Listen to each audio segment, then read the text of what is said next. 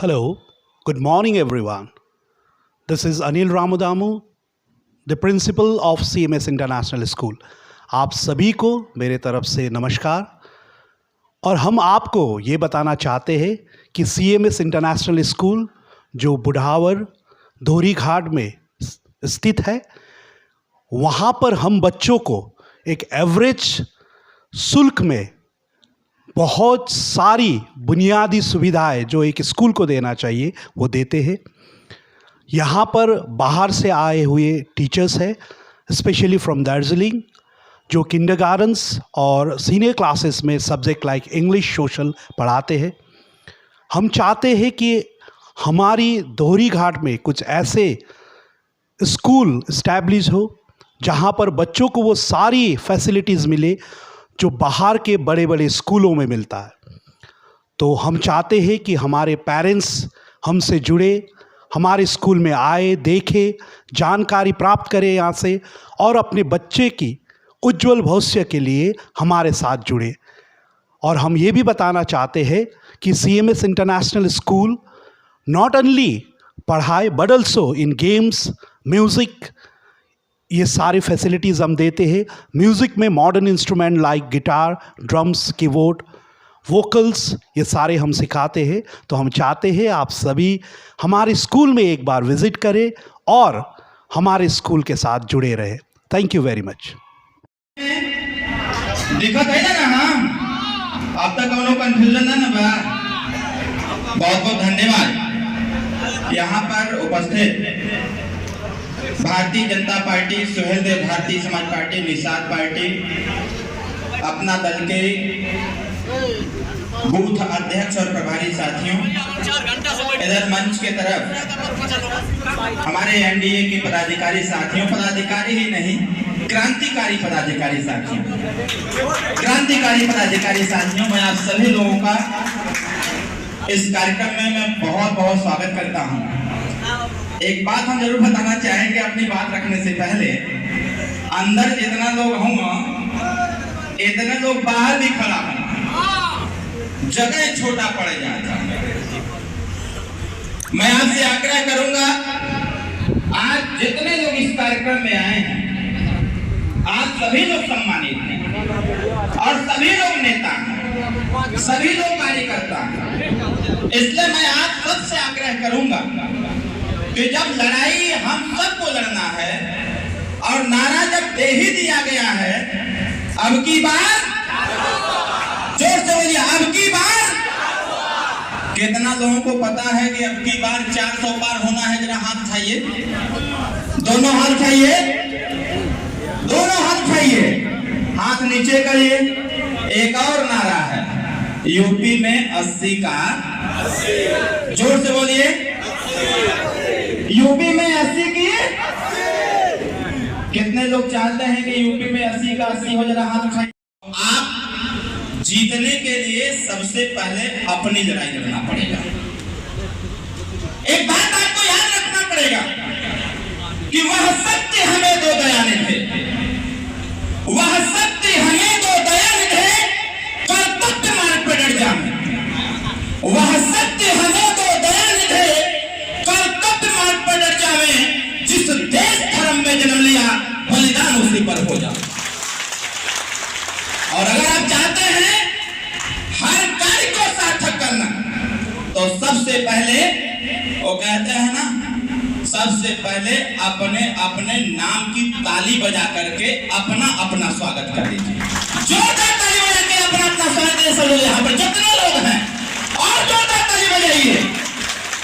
देखिए, आज के कार्यक्रम से एक बात तो साफ हो गया है।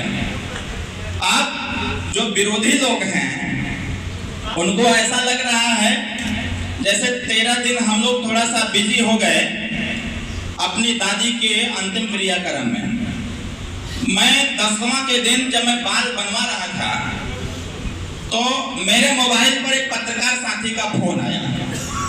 तो मैंने फोन उठाया तो उन्होंने हमारा स्टेटमेंट लेना चाहा कि अरविंद जी, विपक्ष के द्वारा ये कहा जा रहा है कि अरविंद राजभर मैदान छोड़ के भाग गए हैं। विपक्ष के द्वारा ये कहा जा रहा था कि अरविंद राजभर मैदान छोड़ के भाग गए हैं। हमने कहा ऐसा हो अब वही बार बनवावा चाहिए।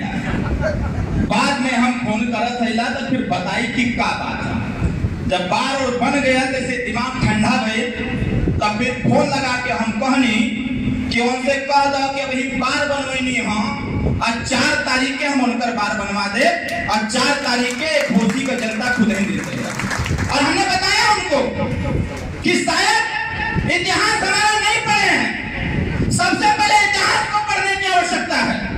जिस विकास की चर्चा करने का काम वो कर रहे हैं कि हमने ये किया, हमने वो किया, हमने वो किया, तो सबसे पहले अतीत में जाकर के जब तक खुद के इतिहास को नहीं पढ़ेंगे तब तक विकास की परिकल्पना कभी नहीं हो सकती है। साथियों, इस बात को मैं स्पष्ट रूप से पत्रकार साथी से मैंने कहा। और हमने कहा कि मैदान छोड़ करके भागने का प्रश्न नहीं खड़ा होता है। अरविंद राजभर का सवाल नहीं है। अरे जिस लोकसभा में 8000 कार्यकर्ता अरविंद राजभर, नरेंद्र मोदी और योगी और अमित शाह, ओम प्रकाश राजभर बन करके काम कर रहे हो, ऐसा मैदान कभी खाली हो ही नहीं सकता। इस बात को बता देना जाकर के उनको। हमने कहा पत्रकार भाई आप बता देना कि यहाँ अकेले अरविंद राजभर नहीं है, मैं यहाँ इतने बूथ के पदाधिकारी हैं, मैं प्रत्याशी हूँ। आप बताओ अपने बूथ पर, हर एक बूथ पर आप अरविंद राजभर बन करके वोट मांग रहे हो कि नहीं? तो जरा हाथ उठाओ। मैं पत्रकार साथियों बताऊंगा कि घुमाओ कैमरा अपना उधर और एहसास करो विरोधी को कि किसी के बस की बात नहीं है, क्योंकि सपा सुभाषपा साथ में है, निषाद पार्टी अपना साथ में है और इस बार झंडा गिर के रहेगा। यहाँ मोदी की सरकार चलेगी, यहाँ पर विरोधियों की सरकार चलने वाले नहीं है। तो ये बताओ 1 तारीख के चुनाव निशान छड़ी का बटन दबी कि ना दबी? जोर से बोला, दबी कि ना दबी? अरे ऐसा आवाज लगाओ कि फानू भैया के दरवाजे का शीशा भी कड़ा जाए कि ये घोसी के बूथ के अध्यक्ष है, ऐसा आवाज लगाओ। बताओ 1 तारीख के छड़ी का बटन दबी कि ना दबी? जोर से बताओ, छड़ी का बटन दबी कि ना दबी? पत्रकार भाइयों याद रखना, इसको बार बार रिपीट करना। ये क्रांतिकारियों की धरती है, यहाँ जब कोई अन्याय लेता है तो इतिहास दिया जाता है और इतिहास हमेशा इतिहास को दोहराता है। जिस प्रकार से समय समय को दोहराया, उसी प्रकार से इतिहास इतिहास को दोहराएगा। कल्पनाथ राय जी की भी आत्मा आज खुश हो रही होगी कि एक क्रांतिकारी नेता, एक क्रांतिकारी युवा घोषित लोकसभा से चुनाव लड़ रहा है, वो भी खुश हो रहे होंगे। हमारी दादी कहा करती थी, जब यहाँ से मैं माननीय केशव प्रसाद मौर्य जी के साथ जब हमको बाबूजी का फोन आया, मैं चुनाव प्रचार में था, ये गद्दार एक बेईमान विरोधी लोग बोलते हैं कि अरविंद राजभर मैदान छोड़ के भाग गया। जब हमारे पिताजी ने हमको फोन किया, मैं मनोज राय के साथ में था, मैं गाँव में भ्रमण कर रहा था, कार्यकर्ताओं से मिल रहा था, हमारे पिता का फोन आया कि दादी तुमको याद कर रही है। हमने कहा बाबूजी दादी से बात करा दीजिए मेरा, मैं चुनाव प्रचार छोड़ के नहीं आ सकता हूँ। हमारे पिता ने कहा कि माँ कह रही है कि मुझे मरते मरते अपने बेटे के सीना को चौड़ा होते देखना है। मैंने बाबूजी से कहा कि बाबूजी मैं नहीं आऊंगा, कि हमारे कई कार्यक्रम है। उन्होंने फोन से बात कराया दादी से और दादी ने कहा कि बेटा मैं अंतिम बार देखना चाहता हूँ तुमको, मैं अंतिम बार देखना चाहता हूँ और मैं चाहता हूँ कि मैं देखूं ये पीला भगवा कलर कैसा लगता हमारे बेटे के ऊपर। हमारी दादी ने कहा कि आना मेरे सामने तो पीला लगा के आना। दादी ने कहा कि आना तो पीला लगा के आना। मैं तुमको कभी झुकते हुए नहीं देखना चाहती हूँ, मैं मरते मरते तुमको ऊंचाई पर देखना चाहती हूँ और तुमको बताना चाहती हूँ कि कभी भी अपने सर को झुकाना मत। मैंने बाबूजी से कहा कि बाबूजी मुझे यहाँ से वहाँ आने में 4 घंटा लगेगा। बाबूजी ने कहा मैं केशव मौर्य को फोन करता हूँ, कहीं ऐसा ना हो जाए कि तुम्हारे 4 घंटा की प्रतीक्षा में माँ हमारा दम तोड़ दे। मैंने कहा बाबूजी आप केशव मौर्य जी को फोन करके बताइए कि मैं उनके साथ आना चाहता हूँ। और जैसे ही केशव मौर्य जी ने हमारी बातों को सुना, उन्होंने कहा कि तुम मेरे साथ चलो। अरे चुनाव ना तो आता रहेगा जाता रहेगा, लेकिन दादी का आशीर्वाद ले लो और दादी का आशीर्वाद लेकर के चुनाव मैदान में उतर पड़ो। दुनिया की कोई ताकत नहीं है जो तुमको जिताने से रोक दे। ये बात हमको पेशू प्रसाद मौर्य ने बताया। जब मैं गया अपने दादी के पास, मैं हेलीकॉप्टर से लखनऊ उतरा, केशव प्रसाद मौर्य जी के साथ हॉस्पिटल पहुंचा। जैसे ही मेरी दादी ने हमको देखा और देख करके हमारे मस्तक को पर्दे में चंदन लगाया और कहा कि बेटा कभी भी झुकना मत, गरीबों के लिए अंतिम सांस तक लड़ना, ये चुनाव आता रहेगा, चलता रहेगा। मैंने 2 सेठ पैदा किया है और कभी भी तुम्हारी आवाज में नरमी नहीं आनी चाहिए। मैं धन्य हो गया। मैंने कहा दादी मैं तो चुनाव जीत गया हूँ क्योंकि तुम्हारे हौसले ने हमको जिता दिया है। जिसके हौसले जिताने का काम करता हो उसके साथ मतदाता पूरी एड़ी चोटी लगा के खड़े रहेंगे। हमने दादी को विश्वास दिलाया था। इस बात को मैंने इसलिए कहा साथियों क्योंकि विपक्ष आपकी ताकत को देख करके अपना आपा खो दिया। 13 दिन हम सनातन धर्म का पालन कर रहे थे। हम 13 दिन सनातन धर्म का पालन कर रहे थे। बाबूजी हमसे बार-बार कह रहे थे हमके बाबूजी दादी चली गई और वापस नहीं आएगी, लेकिन ये चुनाव 5 साल बाद फिर वापस आ जाएगा। इसलिए जो भी प्रक्रिया है उसमें हम और आप मिल करके उसको पूरा करने का काम करें। साथियों हमारी दादी हमेशा कहा करती थी, हमारी दादी हमेशा कहा करती थी कि बेटा हर चुनौती को स्वीकार करना, चुनौती से कभी कदम पीछे मत हटाना, तुम्हारे साथ हमारा आशीर्वाद रहेगा। और उनके ही आशीर्वाद को लेकर के 14वें दिन घोसी लोकसभा में हाजिर हो गया और हाजिर होकर के पत्रकार साथियों से मैंने कहा कि हर एक कार्यकर्ता के साथ दादी का आशीर्वाद है, हर एक कार्यकर्ता मेरा जो ऊर्जावान है।